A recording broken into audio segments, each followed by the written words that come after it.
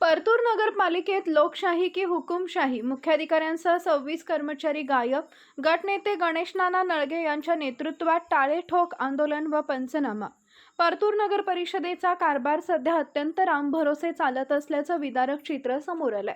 नगरपालिकेत लोकशाहीचे नियम चालतात की हुकुमशाही असा संतप्त सवाल आता नागरिक व लोकप्रतिनिधींमधून विचारला जातोय. नगर परिषदेतील अधिकारी आणि कर्मचाऱ्यांच्या सततच्या गैरहजेरीला कंटाळून आज दिनांक 11 ऑगस्ट 2026 रोजी नगर परिषदेला टाळे लावून तीव्र आंदोलन करण्यात आले. गटनेते गणेश नाना मळगे यांच्या नेतृत्वाखाली आंदोलनकर्त्यांनी नगर परिषद कार्यालयाचा प्रत्यक्ष पंचनामा केला. या पंचनाम्यात अत्यंत धक्कादायक बाब समोर आली आहे. नगर परिषदेच्या एकूण 32 कर्मचाऱ्यांपैकी कार्यालयात केवळ 6 कर्मचारी उपस्थित आढळले, तर उर्वरित 26 कर्मचारी आणि खुद्द मुख्याधिकारी जागेवर गैरहजर असल्याचं निष्पन्न झाले.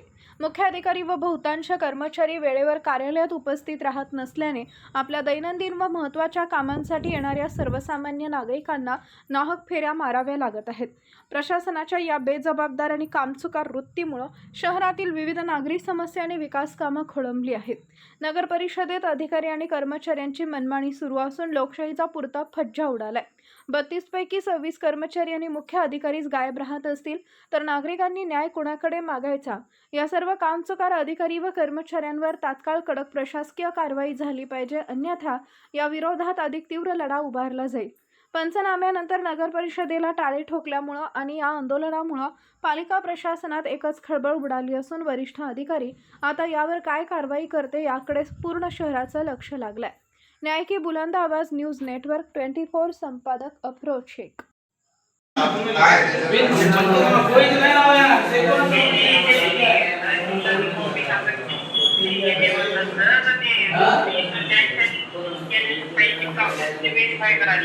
कोणी सांगितलं साहेब तुम्हाला? इथे एंट्री करून गेले का तुम्ही? कोणी सांगितलं म्हणलं काम करायचं? काम नाही करत असेच गेलेले समजा.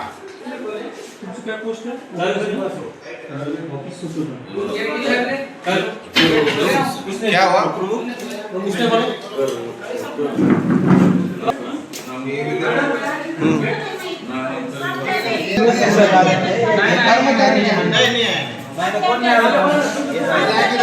नगरसेवकांना काय अडचण नाही.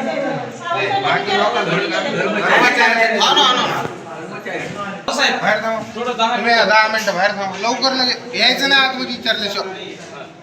नंतर या तुम्ही ते बायोमॅट्रिकचा रिपोर्ट कधी काढला जात नाही. कर्मचारी आते और हम लोग आते चले जाते. बाद में दोपहरी बाद कोई काला कुत्ता भी नहीं रहता यहाँ पे कर्मचारी. आज रोज फोन भी नहीं उठाते. फोन भी नहीं उठाते. साहेब 8 दिन से शिव साहेब नाही आहे.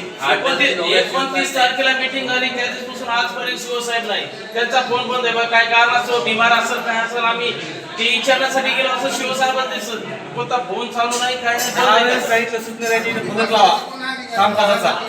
पेमेंट आहे ते तिकडे जालन्याला जाऊन सह्या घ्यावं लागते. हे अकाउंट विभाग सीओचं कार्यालय दाखव. शिवचं कार्यालय सीओचं कार्यालय मागच्या 8 दिवसापासून बंद आहे आणि रोजच बंद असतं. इंजिनियरचं इंजिनियर दाखव. इंजिनियर नाहीये. ते नाही, ते दुसरे आपले ते मॅडम नाही. आस्थापनाचे मॅडम दाखवा. ते बघा आस्थापन. आस्थापन विभाग सगळ्यात महत्वाचा विभाग नगर परिषदचा. सगळ्यात महत्वाचा विभाग आस्थापन विभाग आहे. काळं कुत्र नाही. घरकुल वाले पत्रकार साहेब या इकडे. आवक जावक वाले नाही.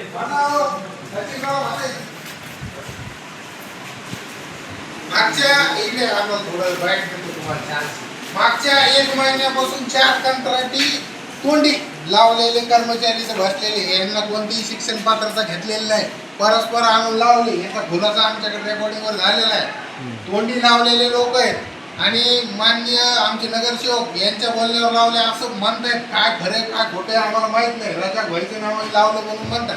आता रजाक भाईला अधिकार तर कोणी दिलेला नाही. मुख्य अधिकाऱ्याचे अधिकार आहे, कंत्राटी पद्धत आहे, कंत्राटी पद्धतला जाहिरात द्यावं लागते. पण आपल्या मर्जीतले लोक इथे बसले आणि इथं चालू आहे. काय काम चालू आहे? जन्म नोंदणी प्रमाणपत्र. किती बोगस जन्म नोंदणी झाले याचा खुलासा आता नगरपालिकेचे मुख्य अधिकारी आणि जिल्हाधिकारी जालना यांनी करावा. आणि त्याच्यानंतर तुम्ही याचे काम करतात ना, काय नव्हतो पंतप्रधान आवास योजना नाही, हे याच्याकडे जन्म आणि आवास योजनेला पुन्हा 3 कर्मचारी असे वेगवेगळ्या डिपार्टमेंटमध्ये वेगवेगळे कर्मचारी लावलेले आहेत कंत्राटी पद्धतीने. असा गलथान बोगस कारभार इथं नगर परिषद मध्ये चालतो. बिना पैसे दिलेल्या गरीब जनतेचं कोणाचंच काम इथं होत नाही. ही फालतू नगरपालिका आहे. आम्हाला हे दुर्दैवाने म्हणावं लागतं. नगरसेवक गटनेते असून आम्ही इथं रोज वेळ देतो 4-4, 5-5 घंटे. 29 तारखेपासून आजपर्यंत म्हणजे काय तारीख आहे? आज 11. शिव गैरहजर मीटिंग 29 ला झाली. माहितीनुसार सीओवर हजर राहूही शकत नाही ते. त्यांची सुट्टीचा अर्जही नाहीये, कोणताही प्रकारची सुट्टी घेतलेली नाहीये, कोणताही रेकॉर्ड नाही. आम्ही स्वतः तपासला, काही रेकॉर्ड नाही. असा बोगस कारभार चालतोय. नगराध्यक्ष व यांची हे नगरपालिका सांभाळू शकत नाही. आता इलेक्शनला 8 महिने झाले. 8 महिन्यापासून स्वच्छताचे 3 आहेत, कर्मचारी जागत आहेत, त्याच्या पगारी नाहीत, अनेक अडचणी आहेत. आणि याच्यावर बोललं की राजकारण झालं असं सत्ताधारी पक्ष बोलतो. आणि काय राजकारण? आम्ही इथं मूळ काम करायला येतो, इथं काहीतरी शिस्त लावायला बघतो. आम्ही तुम्हाला ह्यासाठी सपोर्ट करू, खुल्लं जाहीर आवाहन करतो. तुम्हाला ह्या सर्व गोष्टी जर नियमात आणायच्या असेल यासाठी आम्ही सपोर्ट करू. असे बोगस धंदे तुमचे जर चालत असेल तर तुम्हाला विरोध, आम्हाला जेव्हा शेवट जनतेने विरोधात ठेवलेला आहे आणि आम्ही विरोध करणार. विरोधात याच्यामुळे ठेवलेलं आहे की हा विरोधी पक्ष सत्ताधाऱ्यावर अंकुश ठेवत आणि ते अंकुश ठेवायचं काम आम्ही नेहमी करू. आणि हे जे गलथान कारभार आहे हे आम्ही चालू देणार नाही. नगर परिषद करतो ही आम्ही जेव्हा निवडून येतो आम्ही विरोधी असू द्या, पण आम्ही इमानदारीने काम इथं करू. आज आम्ही पंचनामा इथं केलेला आहे. कर्मचारी रोज उपस्थित नाही राहत. आम्ही रोज पंचनामा इथं करू. मुख्य अधिकारी आमचे फोन सुद्धा घेत नाही. 8-8, 9-9 विरोधातले नगरसेवक आम्ही इथं असून मुख्य अधिकारी आमचे फोन नाही घेत तर नगरपालिकेच्या सामान्य जनतेला काय ज्ञान देणार आहे? टेंडर मर्जीतले होते. आउटवरचं रजिस्टर आहे, त्याच्यात 25 इंट्रॅक कोऱ्या आहेत. कशासाठी ठेवल्या? कोणते बोगस कारभार यायला करायचे त्याचा अर्ज दिलेला आहे. मुख्य अधिकाऱ्यावर कारवाई करावा. त्यांनी जी आमची जीबीची मीटिंग आहे, जीबीच्या मीटिंगच्या अजूनही रेकॉर्डवर नाही. जीबीचं लेटर सुद्धा नाही, इतिवृत्त बी दिलेलं नाही. अशा ऑन रेकॉर्डवर बी गोष्टी आहेत जे की ऑन रेकॉर्ड दाखवू शकतो आम्ही कागदपत्र आधारे की याच्यात किती मुख्य अधिकारी आणि संबंधित नगराध्यक्ष किती दोषी येतात. यांचा कोणताच अंकुश या नगरपालिकेवर नाही. हे सर्व त्यांना समजत नाही, सुधरत नाही असं म्हणायची दुर्दैवी वेळ आमच्यावर आलेली.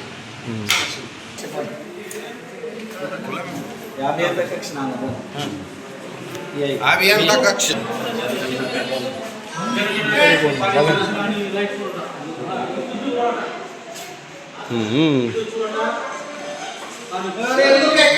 आता यायले आवाज द्यायला आम्हाला आतमध्ये येऊ द्या.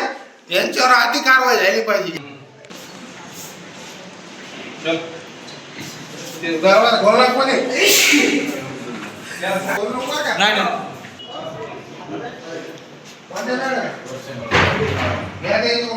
तुम्ही स्वतः जाऊन ते आतमध्ये येऊ. पूर्ण पंचनामा किती लोक कर्मचारी उपस्थित आहेत? 4 आहेत ना.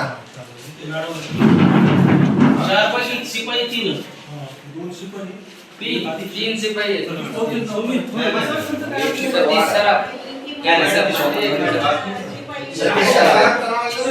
स्टॉक कितीच आहे? कर्मचारी किती आहे टोटल? कर्मचारी किती आपल्याकडे एकूण?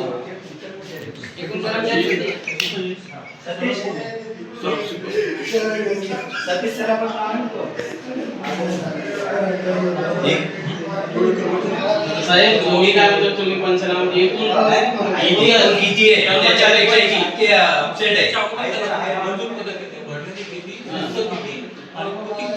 सांगा सर. सतीश